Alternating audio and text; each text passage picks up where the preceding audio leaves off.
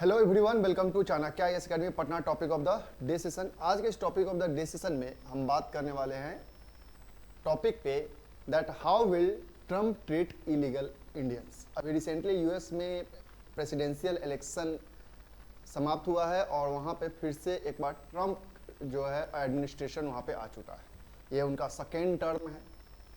अब एक question arise होने लगा है क्योंकि ट्रम्प का जो शुरू से जो डोनाल्ड ट्रम्प का शुरू से एक पॉलिसी रहा है कि buy American and hire American का। जब उनका फर्स्ट टर्म आया था 2017 के दौरान उन्होंने ये एक पॉलिसी निकाला था। अब जो इलीगल इंडियंस है, जो इलीगल इमाइग्रेंट्स हैं वहाँ पे, जो विदाउट डॉक्यूमेंटेड वहाँ पे स्टे कर रहे हैं, उन्हें डिपार्ट किया जा रहा है, वहाँ से उन्हें हटाया जा रहा है। आज के इस सेशन में हम बात करेंगे कि किस तरीके से उनको ट्रीट किया जाएगा, क्या उनके लिए चैलेंजेज है, क्या क्या इससे रिलेटेड पॉलिसी है और क्या कह सकते हैं लीगल ऑप्शंस है उनके पास। सो रिसेंटली जो अभी ये इलेक्शन समाप्त हुआ है, यूएस प्रेसिडेंशियल इलेक्शन में डोनाल्ड ट्रम्प फिर से दोबारा एडमिनिस्ट्रेशन में आ चुके हैं और ये क्वेश्चन फिर से अराइज होने लगा है कि जो इलीगल इमाइग्रेंट्स हैं उनके साथ कैसा ट्रीटमेंट होगा। So on October 22, 2024, the US Department of Homeland Security organized a large-scale charter flight to repatriate Indian nationals who lacked legal status to stay in the United States। अभी रिसेंटली ये हुआ कि बहुत कह सकते हैं कि एक ह्यूज जनसंख्या जो पॉपुलेशन है वहाँ का, जो इलीगल इमाइग्रेंट के रूप में रह रहे हैं, जिनके पास कोई डॉक्यूमेंट नहीं है बेसिकली, उन्हें अब वहाँ से रिपैट्रिएट किया जा रहा है।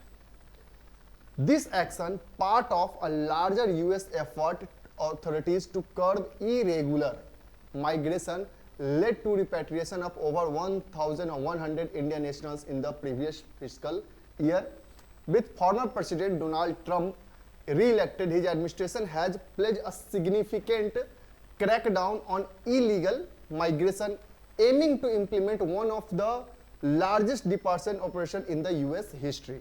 और चूंकि डोनाल्ड ट्रम्प का ऐसा नहीं कि एक रिसेंट उनका एक पॉलिसी है, उनके फर्स्ट टर्म पॉलिसी के ही दौरान ये देखा गया था कि जितने भी इलीगल इमाइग्रेंट्स वहाँ पे स्टे कर रहे थे, नॉट ओनली इंडियंस, लेकिन हाँ चूंकि अब हम बात करें इंडियंस को इसमें इन्वॉल्व है, जहाँ पे उनका ह्यूज पॉपुलेशन है, तो इंडियंस पे भी उन्हें भी रिपैट्रिएट किया जा रहा है वहाँ से।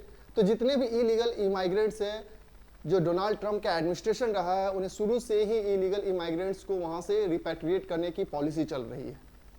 और चूंकि उनका सेकेंड टर्म आ गया है तो यह क्वेश्चन फिर से ज्यादा अराइज होने लगा है। This move has raised concern about the fate of Indian immigrants who reside in country illegally और seek entry through irregular channels, specially the southern border which is attach with the Mexico. और जो Latin American countries हैं जैसे Guatemala है, हॉन्डुरस है, जो कि illegal migrants को टेम्पररी बेसिस पे, जिनके पास यूएस का वीजा है, स्टे करने के लिए अलाउ करता है, उसके बॉर्डर के थ्रू जब वो यूएस में एंटर करते हैं तो वहां पे मेजर ये क्रैकडाउन पॉलिसी चल रहा है। Why are the Indian national being repatriated? क्यों रिपैट्रिएट किया जा रहा है उन्हें? So the US has ramped up effort to reduce irregular migration, particularly along its border with Mexico and the Canada.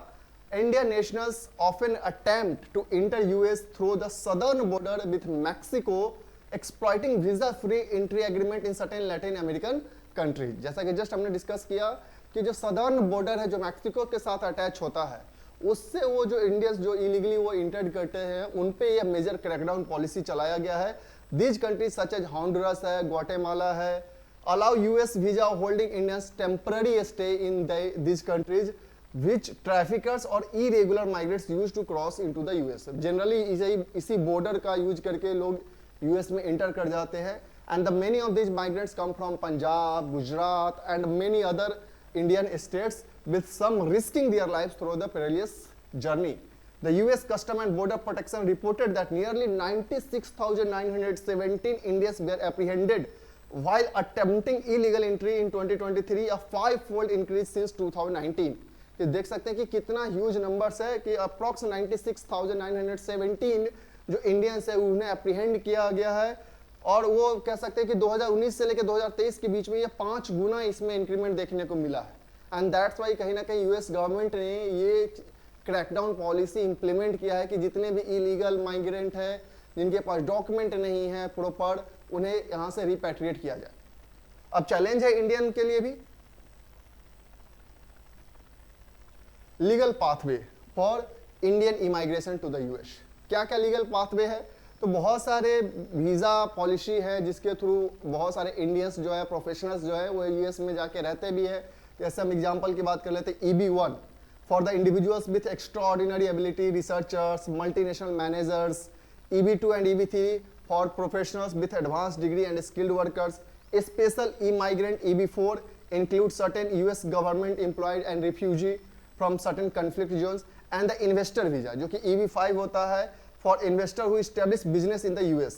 Each year, thousands of the skilled professional, particularly from India's technology sector, apply for visa like H1B to work in the US legally. तो ये सारे कह सकते हैं कि legal ground है, legal option है जिसके थ्रू जो इंडियंस है वो जाके यूएस में रह सकते हैं।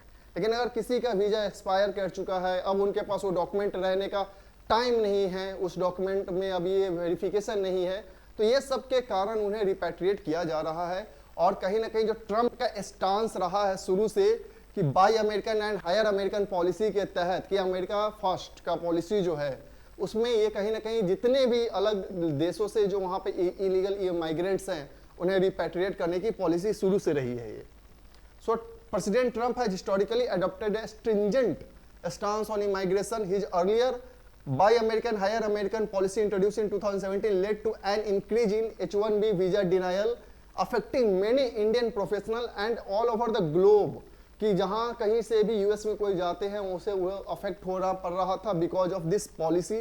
Visa denial rate rose from 13% in 2017 to 21% in 2019 and the Trump administration also made it difficult for Indian firms to transfer employ under L1 visa, impacting cross-border employment in technology and especially the service sectors.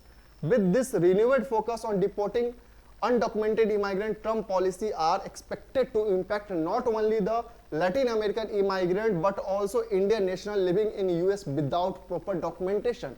कि सिर्फ यहाँ पे focus सिर्फ Latin American countries पे नहीं है, इसमें Indians तो अफेक्ट होंगे ही होंगे जो कहीं ना कहीं सदर्न बॉर्डर के थ्रू जो हॉन्डुरस है, ग्वाटेमाला है, जो लैटिन अमेरिकन कंट्रीज है उसके थ्रू जो इंटर कर रहे हैं तो उन पे भी इम्पैक्ट पड़ने वाला है. His proposed measures including deploying the National Guard to aid deportation and potentially invoking the most कह सकते हैं कि बहुत ओल्ड इनका जो एक्ट है एलियन एनिमीज एक्ट ऑफ 1798, उसके तहत जितने भी इलीगल इमाइग्रेंट्स हैं उन्हें डिपोर्ट किया जा रहा है. Challenges of illegal immigration from India, क्या चैलेंजेज है? So the surge in illegal immigration from India stems from a mix of economic aspiration and trafficking networks.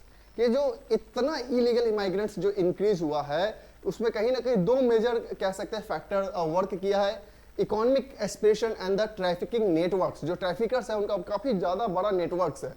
Many Indian nationals, particularly from especially the Punjab, Gujarat and other states, take perilous routes via Latin American countries, especially Guatemala and Honduras, often paying substantial fee to traffickers. And the tragic incident of the 2022 death of a family from Gujarat who froze while attempting to cross the US border, US-Canada border, highlighting the danger involved. कि कह सकते हैं कि बहुत ही difficult terrain को वो cross करके US में इंटर करना चाहते हैं, यूएस-कनाडा बॉर्डर के पास में, जिसके कारण एक फैमिली का भी डेथ हो गया था 2022 में.